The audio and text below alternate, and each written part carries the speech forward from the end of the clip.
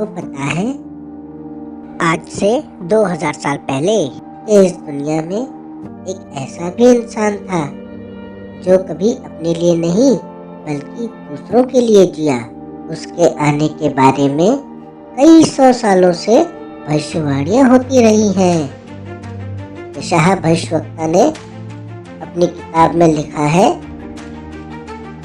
हे दाऊद के घराने सुनो, क्या तुम मनुष्य को थका देना छोटी बात समझकर अब परमेश्वर को भी थका दोगे? इस कारण प्रभु आप ही तुमको एक चिन्ह देगा। सुनो, एक कुंवारी गर्भवती होगी और पुत्र जनेगी और उसका नाम इम्मानुएल रखेगी। उसने अपनी जिंदगी में बहुत सारे भलाई के काम किए, जैसे लंगड़ों को चलाना, गूंगों को आवाज देना, बहरों को सुनने की शक्ति देना और अंधों को आंखें देना। और सबसे बड़ा काम तो वो करता था मुर्दों को जिंदा करना। उसके बारे में यूहन्ना की किताब में लिखा है, आदि में वचन था और वचन परमेश्वर के साथ था और वचन परमेश्वर था। यही वचन आगे चल के देहधारी हुआ और यीशु बना। वो लोगों को अच्छी शिक्षाएं देता था, लोगों को सही मार्ग पर चलना सिखाता था, उनको बताता था कि परमेश्वर के राज्य आने वाला है और उस पर चलो ताकि तुम परमेश्वर के राज्य में रह पाओ। लेकिन कुछ लोगों को उसकी ये बातें अच्छी नहीं लगती थी और उसे राजा के हाथ पकड़वाने के लिए रोज नए नए आइडिया निकालते थे और उसे अपनी बातों में फंसाने की कोशिश करते थे। लेकिन वो सबकी बातें जानकर, उनकी मन की बातों को पढ़कर उन्हें जवाब दे देता था। फिर फसह का पर्व आया और यीशु ने अपने चेलों को बैठाकर उन्हें खाना खिलाया। यीशु ने उनसे कहा, तुम में से कोई एक है जो मुझे पकड़वाएगा। सब लोग यह सोच में परेशान हो गए कि वह कौन है। इस पर यीशु का एक चेला जिसका नाम यहूदा इस्करियोती था, उसने कहा, क्या वे मैं तो नहीं? यीशु ने उससे कहा, तूने ये आप कबूल किया है। और उन्हें रोटी देकर कहा, यह लो, इसे खाओ, ये मेरा शरीर है जो सब लोगों के पापों के लिए बलि चढ़ाया जाएगा। फिर उसने उन्हें दाखरस का प्याला दिया और कहा, ये लो और इसे पियो, ये मेरा लहू है जो सबके पापों की क्षमा के लिए बहाया जाएगा। मेरी याद में ऐसा ही करना।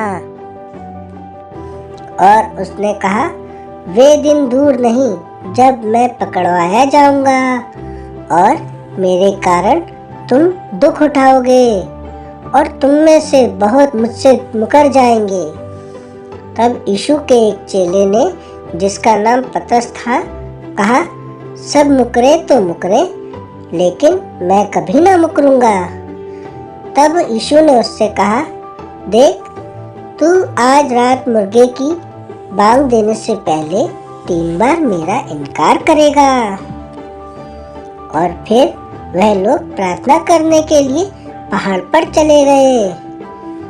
तब उसके चेलों में से, जिसका नाम यहूदा इस्करियोती था, उसके मन में शैतान ने वास कर दिया और वह फरीसियों के पास गया और उसने सिर्फ 30 चांदी के सिक्कों के लिए यीशु का सौदा कर दिया और वह उन्हें अपने साथ लेकर उस जगह गया जहां यीशु प्रार्थना कर रहा था और उसने कहा, जिसको मैं चूमूं उसे ही पकड़ना।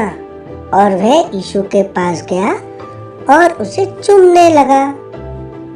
तब यीशु ने उससे कहा, तू जो करने आया है जल्दी कर। और सिपाहियों ने उसे पकड़ लिया और पकड़कर ले गए। तब पतरस भी उनके पीछे पीछे गया जहां वो यीशु को ले गए और उसे रात भर बांध कर रखा और पतरस ये सब देख रहा था। तब एक आदमी आया और उसने उससे कहा, तू तो वही है ना जो यीशु के साथ रहता था। पतरस ने कहा, तुम ये क्या बोल रहे हो? मैं तो यीशु को जानता तक नहीं। और दूसरी बार एक स्त्री आई और उसने भी कहा, तू भी तो उसके साथियों में से एक है। और पतरस ने उससे कहा, मैं उनमें से नहीं हूँ। और फिर तीसरी और आखिरी बार किसी ने उससे कहा, तू भी तो यीशु के साथ रहता था। तो उसने कहा, तुम किस बारे में बात कर रहे हो? मैं यीशु को नहीं जानता। उसी समय मुर्गे ने बांग दी और पतरस को यीशु का वचन याद आया जो उसने कहा था, और वह रोता हुआ वहाँ से चला गया पश्चाताप करने के लिए। अगली सुबह यीशु को लेकर राजा के पास गए और राजा ने उससे पूछा, क्या तू परमेश्वर का पुत्र है? यीशु ने उससे कहा, हाँ मैं हूँ। राजा ने उससे कहा, देख तू निर्दोष है। यदि तू कुछ बोलेगा नहीं तो मैं यह साबित नहीं कर सकूंगा और तुझे सजा देना पड़ेगा। लेकिन यीशु ने उससे कुछ नहीं कहा। फिर राजा से लोगों के सामने ले गया और उनसे कहा, मैं इस मनुष्य में कोई अपराध नहीं पाता। मैं इसे सिर्फ 41 कोड़ों का दंड देता हूँ। लेकिन चालाक फरीसियों ने लोगों को बहका दिया था। इस पर राजा ने कहा, आज पर्व के दिन मुझे एक अधिकार है कि मैं जिसको चाहूँ उसको आजाद कर सकता हूँ। तुम क्या चाहते हो कि मैं किसे आजाद करूँ? क्योंकि उस समय बरअब्बा नाम का एक अपराधी भी वहाँ था। लेकिन फरीसियों ने लोगों को यीशु को क्रूस पे चढ़ाने की मांग करने को कहा। लोगों ने राजा से कहा, बरअब्बा को छोड़ दो और यीशु को सूली पर चढ़ाओ।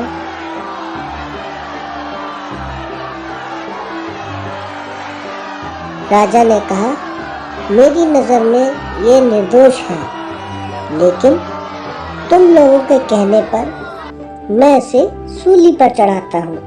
और फिर उसने एक प्याला पानी का मंगाया और उसमें अपने हाथ धोते हुए कहा, मैं इसके खून से निर्दोष हूँ और इसका लहू तुम्हारे और तुम्हारे बच्चों पर जाए। और फिर उसे ले गए और यीशु के कपड़े फाड़े और उसके सर पर कांटों का ताज लगाया। और सैनिकों ने उसे प्रणाम कर कर उसका उपहास किया और कहा, यहूदियों के राजा तेरी जय हो। और उसे कांटों वाले कोड़े से 41 कोड़े लगाए। और इसके बाद सिपाही उसे क्रूस पर चढ़ाने के लिए ले गए और उसे क्रूस पर बांधकर उसके हाथ और पैरों में कील ठोके और उसे क्रूस पर चढ़ाया।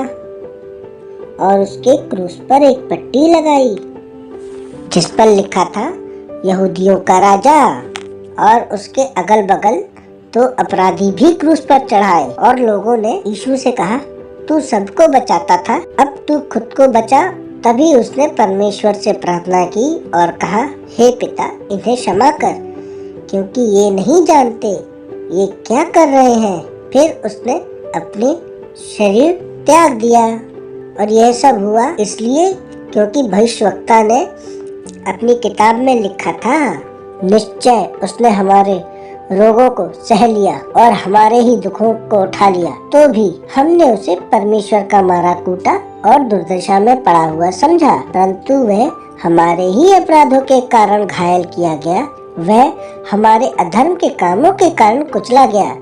हमारी ही शांति के लिए उस पर ताड़ना पड़ी कि उसके कोड़े खाने से हम चंगे हो जाए।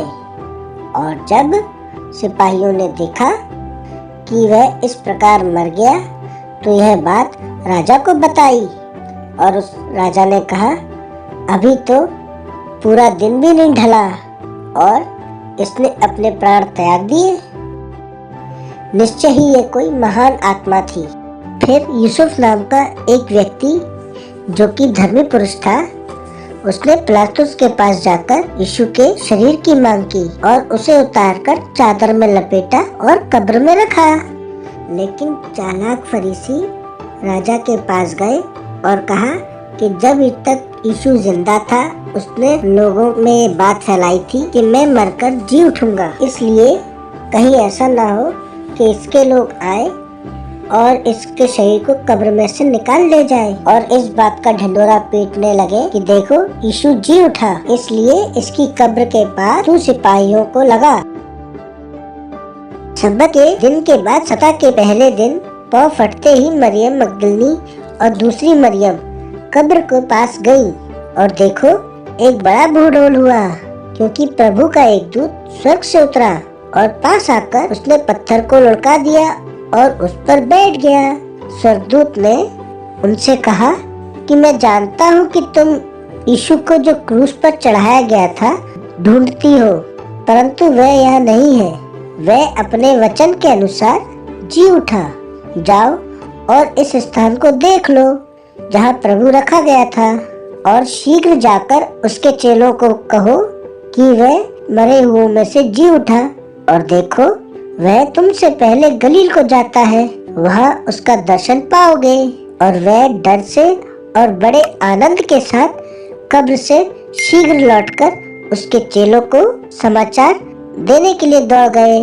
और देखो यीशु उन्हें मार्ग में मिला और उन्हें सलाम करके कहा, डरो मत, मेरे भाइयों के पास जाओ और कहो कि गलील को चले, वहाँ मुझे देखेंगे।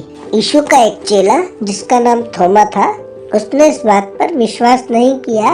उसने कहा कि जब तक मैं यीशु के हाथों में जहाँ कील ठोकी गई थी उसमें अपनी उंगलियां डालकर ना देखूं, मैं यकीन नहीं करूंगा कि यीशु जीवित है। इस पर यीशु ने उससे कहा, ये ले मेरे हाथों के छेद में अपनी उंगलियां डालकर देख ले कि मैं जीवित हूँ। और फिर यीशु लोगों के साथ 40 दिन तक और रहा, और अगले दिन यानी 41वें दिन वो स्वर्ग उठा लिया गया और जाते जाते लोगों को आखिरी उपदेश दे गया। उसने कहा, स्वर्ग और पृथ्वी का सारा अधिकार मुझे दिया गया है, इसलिए तुम जाकर सब जातियों को चेला बनाओ और उन्हें पिता, पुत्र और पवित्र आत्मा के नाम से बपतिस्मा दो, और उन्हें सब बातें जो मैंने तुम्हें आज्ञा दी है मानना सिखाओ। और देखो जगत के अंत तक मैं सदैव तुम्हारे साथ हूँ। यीशु आज भी हम सबके साथ है और हमें हमेशा यीशु मसीह की ज़रूरत पड़ती है और वो हमेशा हमारे साथ रहते हैं। यीशु मसीह की उपस्थिति हम अपने जीवन में महसूस करें, इसके लिए हमें यीशु मसीह के पास आना होगा। आप सबको जय मसीह। और वीडियो को लाइक, शेयर, कमेंट करें और सब्सक्राइब जरूर करें।